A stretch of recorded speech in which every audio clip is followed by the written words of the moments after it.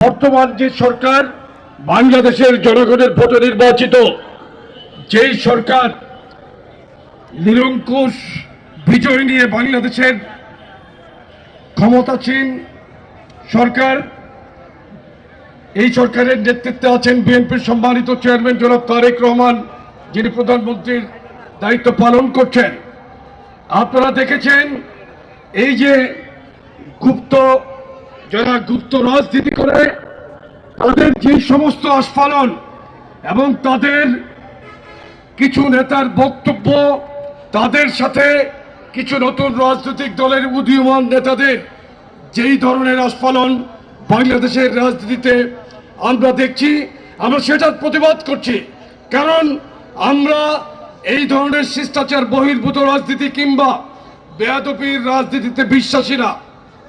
আমি বাংলাদেশের সাধারণ মানুষের কাছে একটি কথা বলতে চাই, জামাতে ইসলামী ইসলামের কথা বলে তাদের যে রাজনীতির মুখোশ উন্মোচিত করেছে এখন বাংলাদেশে, সেটা বাংলাদেশের মানুষকে ইতিমধ্যে বুঝেছে। জাতীয় সংসদের মতো একটি সংসদে দাঁড়িয়ে, মহান জাতীয় সংসদে দাঁড়িয়ে জামাত ইসলামীর একজন সাংসদ বলল তার বাবা মুক্তিযুদ্ধ শহীদ হয়েছে, অথচ তার বাবা এখনো পর্যন্ত জীবিত বাবাকে যেই ব্যক্তি মৃত বানিয়ে ফেলতে পারে তার ব্যাপারে বলার মতো ভাষা আমার নেই, অথচ তিনি সংসদ সদস্য নির্বাচিত হয়েছেন।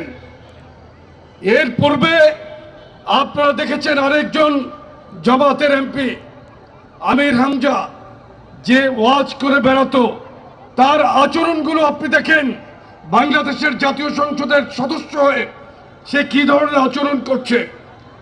পাশাপাশি আমরা বাংলাদেশের রাজনীতিতে কিন্তু শিষ্টাচারের রাজনীতি করছি, মানবিক এবং সাম্যর ভিত্তিতে।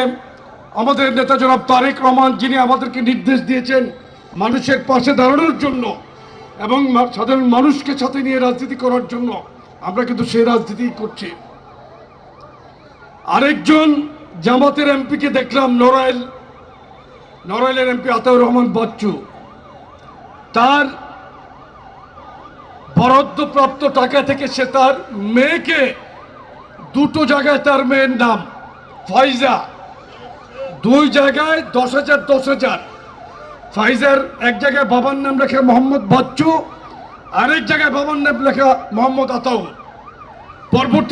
পরবর্তীতে সে তার এপিএস এর উপর সমস্ত দোষ দিয়ে এটা থেকে সে মুক্ত হওয়ার চেষ্টা করেছে, কিন্তু আমরা বুঝতে পেরেছি এটা তারই কাজ।